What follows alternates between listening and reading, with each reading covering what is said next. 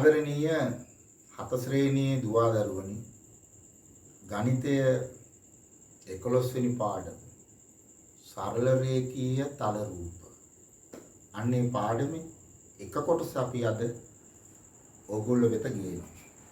එහෙනම් බලමු දුවේ පුතේ මොනවද සරල රේඛීය තල රූප කියන්නේ? ඕගොල්ලෝ දන්නවා සරල රේඛාවක් කියන්නේ මොකක්ද කියලා. ඕගොල්ලන්ගේ අඩි කෝදුව එහෙම නැත්නම් සරල ධාරය කියලා අපි කවකට පෙට්ටියේ තියෙන උපකරණය ඒක තියලා අඳිනවා රේඛාවක්. අපි මේකට කියන්නේ සරල රේඛාව. මේ සරල රේඛා මේ විදියට සරල රේඛා දෙකක් හමු වෙන රූපය ඔයගොල්ලෝ දන්නවා. එක සරල රේඛාවක් තවත් සරල රේඛාවක් හමු වෙලා අපිට සරල රේඛාවක් දුවපිටේ නම් කරන්න පුළුවන් අකුරු දෙකකින්. මේ සරල රේඛාව අපිට නම් කරන්න පුළුවන් AB සරල රේඛාව. අකුරු දෙකකින්. අපි ලක්ෂයක් ලකුණු කරන්නේ තනි අකුරකින් තමයි ලක්ෂයක් අපි නම් කරන්නේ. තනි අකුරකින් ලක්ෂයක් නම් කරනවා. සරල රේඛාවක් සරල රේඛා ඛණ්ඩයක් අකුරු දෙකකින් හඳුන්වනවා. එහෙනම් සරල රේඛා ඛණ්ඩ මේ විදියට දෙකක් AB කියන සරල රේඛාවයි CA කියන සරල රේඛාවයි. මේ සරල රේඛාවේ නම CA නැත්නම් AC. මේ සරල රේඛාවේ නම AB නැත්නම් BA. සරල රේඛා දෙක හමු වෙන තැන මෙන්න මෙතන. ඒ සරල රේඛා දෙක හමු වෙන තැන තියෙනවා අපි ඒකට කියන්නේ ශීර්ෂය කියලා. මේ AB ට අපි කියනවා පාදය කියලා. එහෙම නැත්නම් බාහුව. එහෙනම් බාහු දෙකක් එකතු වුණාම තමයි මෙන්න මෙතන හැදෙනව මුල්ල කොණ. මෙන්න මේකට අපි කියනවා කෝණය කියලා. එහෙනම් කෝණය ඔයගොල්ලෝ අඳුරනවා. කෝණය කලින් පාඩමක ඉගෙන ගත්තා. දැන් එන අපි බලමු සරල රේඛා මේ විදියට දෙකක් විමි දෙකකට වැඩි සංඛ්‍යාව. සරල රේඛා 1 2 3 මේක රූපයක්. සරල රේඛා වලින් හැදුණු තල රූපයක්. පැතලි රූපයක්. කඩදාසියක අඳින්න පුළුවන් තල රූපයක්. සරල රේඛීය තල රූපයක්. මෙයාගේ බලන්න පාද කීයක් තියෙනවද? මෙයාගේ 3යි. මෙයාගේ පාද 3යි.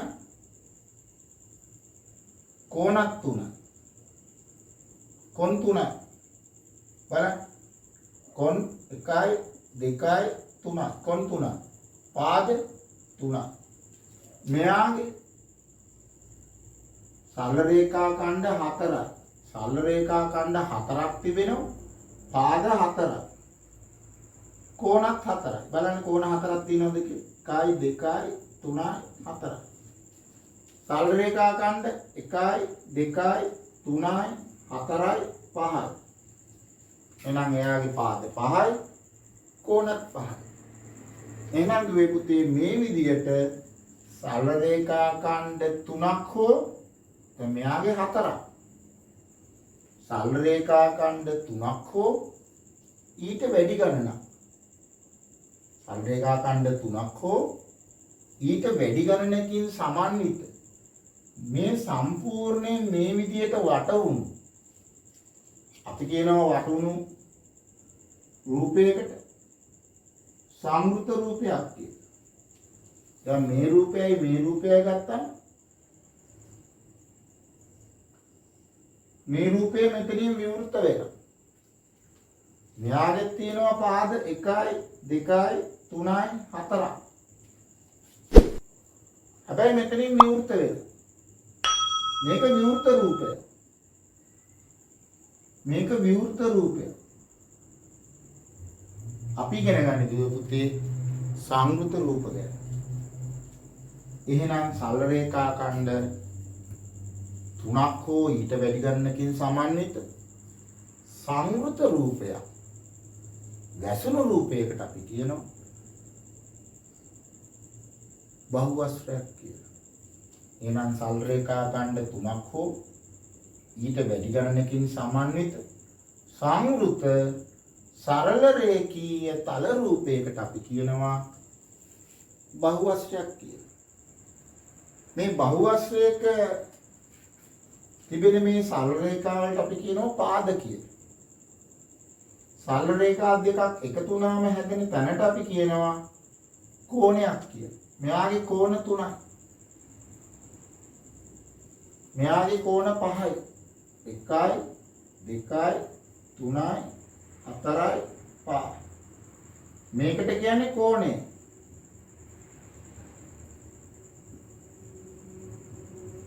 මේකට කියනවා පාදය කියලා.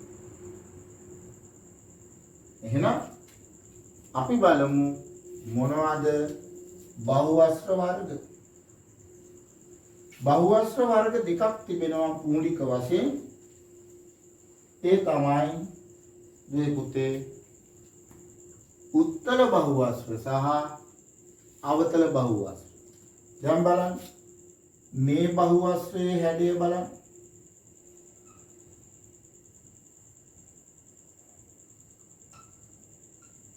මේ සල් රේඛා අඩි කෝදුව තියලා අඳින්න ඕන. 1යි 2යි 3යි 4යි 5යි 6යි. සල් රේඛා ඛණ්ඩ 6කින් වට වෙලා. 5කින් වට වෙලා. 4කින් වට වෙලා. 3කින් වට වෙලා. හැබැයි මේ රූපේ බලන්න. සල් රේඛා ඛණ්ඩ කීයක් තියෙනවද බලන්න.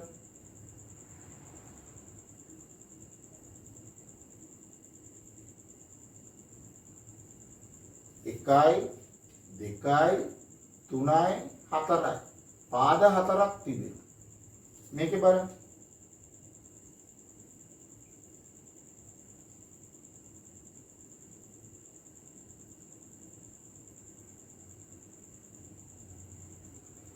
එකයි 2යි 3යි 4යි 5යි 6යි. එහෙනම් මේ බහුවස්ත්‍ර වලයි මේ බහුවස්ත්‍ර වලයි විශේෂ ලක්ෂණයක් තියෙනවා. පුළුවන්ද කියන්න මොකක්ද කියලා? මේ බහුවස්ත්‍ර වල කෝණ තිබෙනවා. පාද ගණනයි කෝණ ගණනයි සමානයි. පාද ගණනයි කෝණ ගණනයි සමානයි. මේ බහුවස්ත්‍ර වල විශේෂ ලක්ෂණයක් තිබෙනවා දුවේ පුතේ. ඒ තමයි මේවායේ ඇතුළේ තිබෙන කෝණ. අපි කියනවා ඒ වලට ඇතුළේ නිසා අභ්‍යන්තර කෝණ කියලා කිව්වත් කමන්නේ. අභ්‍යන්තර කෝණ. ඇතුළේනේ තියෙන්නේ. අභ්‍යන්තර කෝණ. මේ අභ්‍යන්තර කෝණ අනිවාර්යයෙන්ම අංශක 180ට අඩුයි. අපි දන්නවනේ දුවේ පුතේ කෝණවල අගයන් කෝණමානයෙන් මයින්න පුළුවන්. අංශක 90ට සමාන එල් අකුර හැඩේ එහෙම නැත්නම් වට කාලක් තිබෙන කෝණයක්. වට කාලක් වට භාගයක් කොහොම තියෙනවනේ. එහෙනම් වට කාලයට අඩු කෝණ තියෙනවා. වට කාලයට සමාන කෝණ තියෙනවා. වට කාලයට වැඩියෙන් තිබෙන කෝණ තිබෙනවා. හරියටම වට භාගේ කෝණ තියෙනවා. වට භාගයට වැඩියෙන් තියෙන කෝණ තියෙනවා. වට කාලයට සමාන කෝණයට අපි කියන්නේ ඍජු කෝණයක් කියලා. මේක ඍජු කෝණයක්. ඊළඟ වට කාලයට අඩු කෝණ වලට අපි කියනවා අංශක 90ට අඩුයි සුළු කෝණ. වට කාලයට වැඩි කෝණ වලට කියනවා මෙන්න මේ වගේ මහා කෝණ. එහෙනම් වට භාගයටත් වැඩි කෝණ. වට භාගයටත් වැඩි කෝණ වලට අපි කියනවා පරාවර්ත කෝණ. පරාවර්ත කෝණ, මහා කෝණ, ඍජු කෝණ, සුළු කෝණ. කෝණ වර්ග තව තියෙනවා සරල කෝණය කියලා. හරියටම වට භාගයට සමාන කෝණය. සරල කෝණය. එහෙනම් සුළු කෝණය, ඊට වඩා ලොකුයි ඍජු කෝණය, ඊට වඩා ලොකුයි මහ කෝණය. හරියටම වට භාගයක් ආවොත් සරල කෝණය, වට භාගයට වැඩි වුණොත් පරාවර්ත කෝණය. මෙයා අංශක 180ට වැඩි. අංශක 180ට වැඩි. මෙයා අංශක 90යි අංශක 180යි අතර. මෙයා හරියටම අංශක 90ට සමානයි. මෙයා අංශක 90ට අඩු. අංශක 90ට අඩු කෝණ සුළු කෝණ. මෙයා අංශක 180ට සමානයි. එහෙනම් දුවේ පුතේ, එහෙනම් මේ කෝණවල ලක්ෂණයක් තමයි සියලුම කෝණ සුළු කෝණ වෙන්න පුළුවන්, ඍජු කෝණ වෙන්න පුළුවන්, මහ කෝණ වෙන්න පුළුවන්. එහෙනම් සුළු කෝණ, මහ කෝණ, ඍජු කෝණ විතරක් දක්වන්න ලැබෙන මෙවැනි බහුවස්ත්‍රවලට අපි කියනවා උත්තර බහුවස්ත්‍ර. උත්තර බහුවස්ත්‍රවල දුවේ පුතේ කිසි විටක පරාවර්ත කෝණය දකින්න ලැබෙන්නේ නැහැ. හැබැයි මේ බහුවස්ත්‍රවල සුළු කෝණ තිබෙන්න පුළුවන්, ඍජු කෝණ තිබෙන්න පුළුවන්, මහ කෝණ තිබෙන්න පුළුවන්, පරාවර්ත කෝණ තිබෙනවා. මේ බලන්න. මේක මේක ඍජු කෝණයක් කියලා අපි ගමු. මේක අංශක 90ට වැඩි මහ කෝණයක් කියලා ගමු. මේක මහ කෝණයක්. මේක සුළු කෝණයක්. හැබැයි මෙන්න මේ මුල්ලේ තිබෙන කෝණය පරාවර්ත කෝණය. මේ ඇතුලේ තියෙන කෝණය අභ්‍යන්තර කෝණය. මෙන්න මේ පරාවර්ත කෝණය. මොකද්ද පරාවර්ත කෝණයක් කියන්නේ? වට භාගයට වැඩි, වටයට අඩු. අංශක 360ට අඩු, 180ට වැඩි කෝණ වලට කියනවා පරාවර්ත කෝණ. එහෙනම් මේවට කියනවා උත්තර බහුවස්ත්‍ර. මේ විදියට පරාවර්ත කෝණ. එහෙම නැත්නම් මේ ඇතුළට මෙරලා තියෙනවා. මේව සාමාන්‍යයෙන් පිම්බුණු ස්වභාවයක් නේ. පිම්බුණු ස්වභාවයක් තිබෙනවා. පිරුණු ස්වභාවයක්. උත්තර බහුවස්ත්‍ර. හැබැයි අවතල බහුවස්ත්‍ර වල අනිවාර්යයෙන්ම මේ විදියට ඇතුළට කාවැදෙන ස්වභාවයක් තිබෙනවා. ඒ කියන්නේ මෙන්න මෙතන පරාවර්ත කෝණයක් හැදෙනවා. මේ පැත්තේ මහ කෝණයක්. එක්කෝ මේ පැත්තේ ඍජු කෝණයක්. හැබැයි ඇතුලේ කෝණය අනිවාර්යෙන් පරාවර්ත කෝණයක් වෙනවා. එහෙනම් පරාවර්ත කෝණයක් සහිත බහුවස්ත්‍ර වලට අපි කියනවා අවතල බහුවස්ත්‍ර කියලා. අවතල බහුවස්ත්‍ර. එහෙනම් අවතල බහුවස්ත්‍ර වල ලක්ෂණයක් තමයි අනිවාර්යයෙන්ම පරාවර්තන කෝණයක් පිහිටි. එහෙනම් දුවේ පුතේ අපි ඊළඟට බලමු බහුවස්ත්‍රයක ඇතුළත පිටත ලක්ෂණ.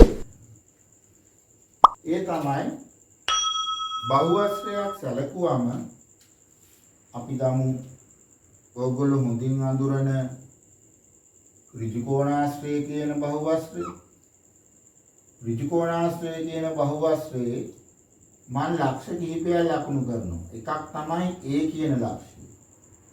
තව එකක් ලකුණු කරනවා මේ එළියෙන් B. මේ හරියෙන් C. මේ හරියෙන් D. E ලක්ෂය. මේ විදිහට මම ලක්ෂ ලකුණු කරනවා. දැන් මට කියන්න දුවේ පුතේ මේ බහුවස්ත්‍රය නැත්නම් මේ ඍජු කෝණාශ්‍රය ඇතුලේ මේක ඍජු කෝණාශ්‍රය කියන්නේ මෙයාගේ මේ මුල්ල අංශක 90යි මේ මුල්ලත් අංශක 90යි මේ මුල්ලත් අංශක 90යි මුළු හතරම ඍජු කෝණ. අපි මෙහෙම සංකේත කරනවා. මේක ඍජු කෝණාශ්‍රය. මේ පාදයේ දිගයි මේ පාදයේ දිගයි සමානයි. පළල පැති දෙක වෙනම සමානයි. ඒක ඍජු කෝණාශ්‍රය හඳුන්වනවා. මේ බහුවාශ්‍රී ඇතුළත ලක්ෂ තිබෙනවා. පිටත ලක්ෂ තිබෙනවා. මත ලක්ෂ තිබෙනවා. දැන් කියන්න බලන්න දුවාල පුතාලා කියන්න බලන්න. මේකේ තිබෙන බහුවාශ්‍රයේ තිබෙන ඇතුළත ලක්ෂ මොනවද? පිටත ලක්ෂ මොනවද? මත ලක්ෂ මොනවද? බහුවාශ්‍රයේ ඇතුළේ තිබෙන ලක්ෂ විදිහට ගන්න පුළුවන් A සහ D. එහෙනම් A සහ D තමයි ඇතුළත ලක්ෂ. පිටත ලක්ෂ බහුවාශ්‍රයෙන් පිටත තියෙන්නේ G අකුර, C අකුර, B අකුර. GCB. එහෙනම් බහුවාශ්‍රයේ මත බහුවාශ්‍රයේ උඩ තිබෙන්නේ මොන ලක්ෂය? මේ බහුවාශ්‍රයේ පාද උඩ නැත්නම් සරල රේඛා මත තිබෙන ලක්ෂ තමයි බහුවාශ්‍රයේ මත ලක්ෂ කියලා ගන්න. මොකද්ද? F අකුර සහ E අකුර. එහෙනම් ඇතුළත ලක්ෂය සහ පිටත ලක්ෂය මත ලක්ෂය ඔයගොල්ලෝ අඳුරනවා. මතක තියාගන්න උත්තර බහුවාශ්‍රයක ඇතුළේ ලක්ෂ ඕනෑම දෙකක් යා කරන්න පුළුවන් රේඛා ඡේදනයක් නැතුව. හැබැයි අවතල බහුවාශ්‍රය වල ලක්ෂණයක් දුවේ පුතේ ඇතැම් සමහර ලක්ෂ ඇතුළේ ලක්ෂයක් තවත් ඇතුළේ ලක්ෂයක් සමග යා කරනකොට ඒ සරල රේඛාව මේ විදියට බහුවාශ්‍රය තුල පිහිටනවා උත්තර බහුවාශ්‍රවල. මේ බහුවාශ්‍රයේ ඇතුළත ඕනම තැන් දෙකක් යා කරොත් ඒ රේඛාව අනිවාර්යෙන්ම බහුවාශ්‍රයේ ඇතුළත තමයි පිහිටන්නේ. මේ ලක්ෂයයි යා කරොත් ඒ රේඛාව සම්පූර්ණයෙන්ම තිබෙන්නේ බහුවාශ්‍රයේ ඇතුළේ. හැබැයි මේකේ මේ ඇතුළු ලක්ෂයයි මේ ඇතුළත ලක්ෂයයි යා කරොත් ඕගොල්ලන්ට පේනවා රේඛාව කොටසක් හෝ එළියට යනවා. සමහර ලක්ෂ යා කරොත් ඇතුළතම පිහිටනවා. හැබැයි සෑම ලක්ෂයක්ම ලක්ෂ දෙකක්ම යා කරොත් ඇතුළතම පිහිටන්නේ කොටසක් පිටතට යන්න පුළුවන්. මේකේ බලන්න. මෙතන ලක්ෂයයි යා කරොත් නම් රේඛාව සම්පූර්ණයෙන්ම බහුවාශ්‍රයේ ඇතුළේ. හැබැයි මේ ලක්ෂයයි මෙතන ඇතුළේ ලක්ෂයයි යා කරොත් රේඛාවෙන් වැඩි කොටසක් අන්න පිටතට යනවා. එහෙනම් අවතල බහුවාශ්‍රයක් හඳුනා ගැනීමට ඒ ලක්ෂණය යොදා ගන්න පුළුවන්. ඇතැම් ලක්ෂ බහුවාශ්‍රයේ ඇතුළත ඇතැම් ලක්ෂ දෙකක් යා කරාම රේඛාව පිටතට පනිනවා. ඒක අවතල බහුවාශ්‍ර වල ලක්ෂණය. හැබැයි උත්තර බහුවාශ්‍ර ඕනෑම එකක් ඕගොල්ලෝ ඇඳලා අභ්‍යන්තර ඇතුලේ ඕනම ලක්ෂ දෙකක් ලකුණු කරලා ඒ ලක්ෂ දෙක යා කරොත් රේඛාව අනිවාර්යෙන්ම බහුවාශ්‍රයේ ඇතුළත තමයි පිහිටන්නේ. ඊළඟට අපි බලමු දුවේ පුතේ. ඕගොල්ලෝ දැන් කියලා දැනගත්තා පරාවර්ත කෝණය මොකක්ද? ඇතුළත ලක්ෂයක් පිටත ලක්ෂයක් යා කරාම ඒ රේඛාව සම්පූර්ණයෙන්ම ඇතුළේ තිබෙන්නේ උත්තර බහුවාශ්‍රවල කියලා. එහෙනම් අපි බලමු අවසාන වශයෙන් මේ පාද සංඛ්‍යාව අනුව අපිට පුළුවන් බහුවාශ්‍ර වලට නමක් යෝජනා කරන්න.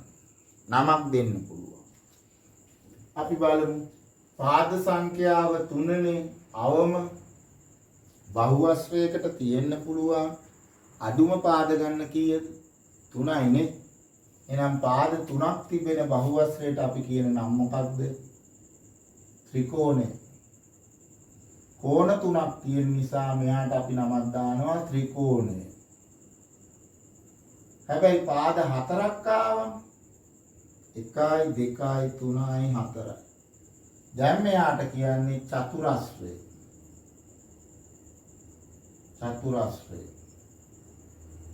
ඒ විදියට පාද 5ක් ආවොත් පංචාශ්‍රය.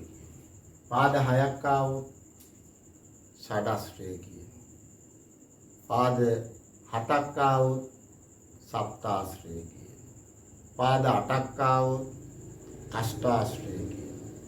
පාද 9ක් ආවොත් නවාශ්‍රය කියනවා. පාද 10ක් ආවොත් දසාශ්‍රය කියනවා. ওই විදිහට පාද සංඛ්‍යාව අනුව බහුවස්ත්‍රයට නමක් අපි දෙනවා. ඒ කියලා පාද ගාන හැම එකටම නම් නෑ. විශේෂ නම් ටිකක් වැඩිපුර භාවිතා කරන මේ බහුවස්ත්‍ර වලට නම් දීලා තියෙනවා. එහෙනම් දුවේ පුතේ අපි ඊළඟට බලමු මොකක්ද සවිදි බහුවස්ත්‍රයක් කියන්නේ. යම් කිසි බහුවස්ත්‍රයක දුවේ පුතේ පාද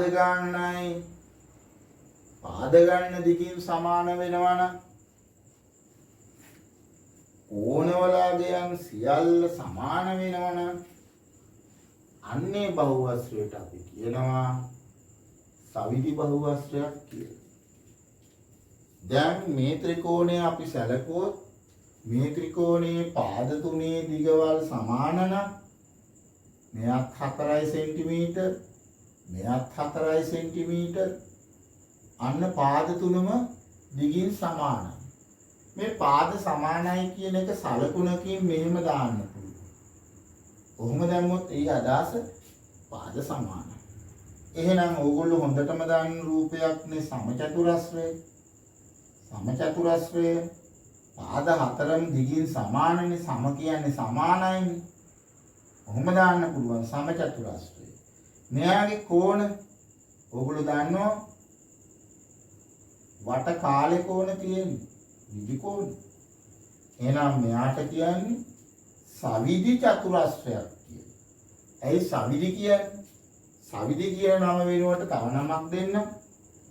සවිදි එහෙම නැත්නම් සමාකාර. සමාකාර. සවිදි චතුරස්‍ර තියෙනවා සමාකාර චතුරස්‍ර කියලා කියන්නත් පුළුවන්. සවිදි බහුවස්ත්‍ර සමාකාර බහුවස්ත්‍ර. නම් සවිදි කියන එකේ තේරුම පාදවල දිග සමානයි කෝණවල අගයන් සමානයි. එහෙනම් කෝණක් සමානයි පාද දිගින් සමානයි.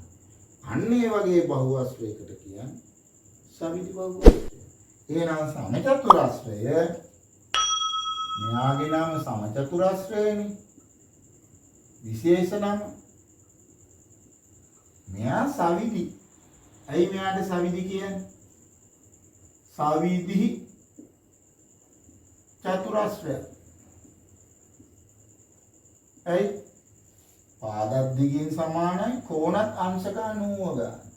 හැබැයි මෙයාව ගත්තොත් මේ චතුරස්‍රය පාද දිගින් සමාන නැහැ. කෝණවල අගයන් බැලුවොත් මෙයා එක අගයක් මෙයා තව අගයක් නේද? එක එක අගයන් එනවනම් කෝණ සමාන නැහැ. එහෙනම් කෝණ සමාන නැහැ පාද සමාන නැහැ. සවිදි චතුරස්‍රයක් නොවේ මේ. අපි ඍජු කෝණාශ්‍රය ගමු.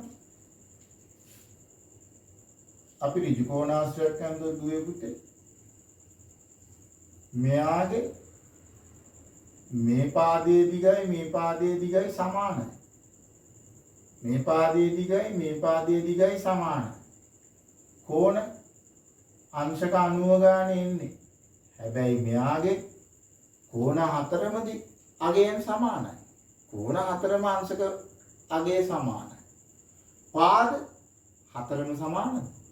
නෑ. පාද යුගලයක් පමණයි මේ යුගලය විතරයි සමාන.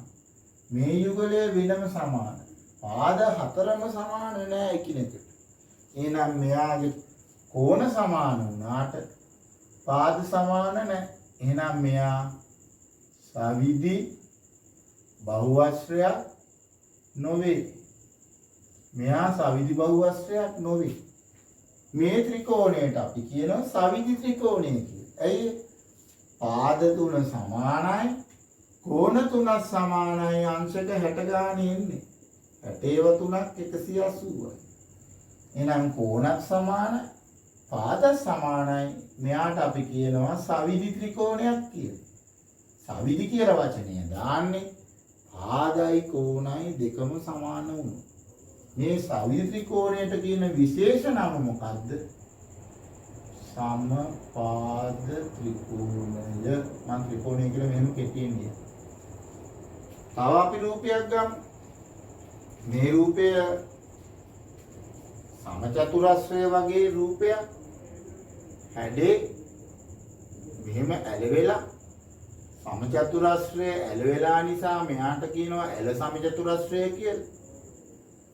එහෙම නැත්නම් කියනවා ඇල සමචතුරස්‍රය, එහෙම නැත්නම් රොම්බසය කියලා. ඔන්න මතක තියාගන්න හැඩේ මෙයාගේ පාද හතරම දිගින් සමානයි. ඇයි සමචතුරස්‍රය මෙහෙම පොඩ්ඩක් දෙපැත්තෙන් තද කරාම මේ හැඩේ එනවා. ඉරටු වලින් හදලා මෙහෙම තද කරා අටපට්ටම් හදනවනේ ගෙදර.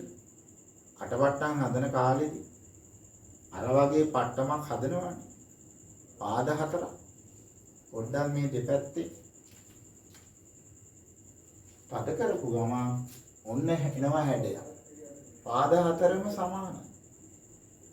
හැබැයි කෝණ හතරම සමාන නෑ. මේ කෝණය මේ කෝණයට සමානයි. මේ කෝණයයි මේ කෝණයයි සමානයි. මේ සලකුණෙන් දාන්නේ සමානයි කිය. යුගල විදියටයි සමාන. සම්මුඛ කෝණ තමයි මේ ඉස්සරහින් ඉන්න මේ විදිහේ කෝණ වලට කියන්නේ සම්මුඛ කෝණ. සම්මුඛ කෝණ තමයි සමානයි. මෙයාගේ නම් කෝණ සියල්ලම සමානයි. එහෙනම් පාද සමාන වුණාට පාද හතරම සමාන වුණාට කෝණ හතරම සමාන නැහැ. එහෙනම් මේක සවිදි පාද හතරක් තියෙන නිසා සවිදි චතුරස්‍රයක් නොවේ. එහෙනම් රොම්බසය කියන්නේ සවිදි චතුරස්‍රයක් නොවේ.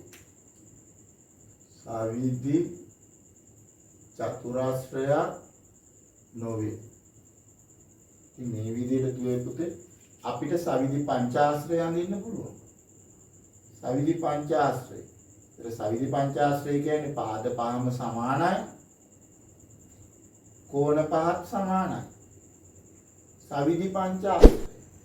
සවිදි ෂඩශ්‍රයක් අපිට අඳින්න පුළුවන්. පාද 6යි. මේ විදිහට. පාද 6ම දිගින් සමානයි. කෝණවල අගයන් කෝණ 6ේම අගයන් සමානයි. මේකට කියනවා සවිදි ෂඩශ්‍රය. එහෙනම් දුවේ පුතේ අපි මේ පාඩම මෙතනින් හමාර කරමු. ඊළඟ පාඩම දෙක කොටස් සමග යලි හමු. අයිබෝවන්.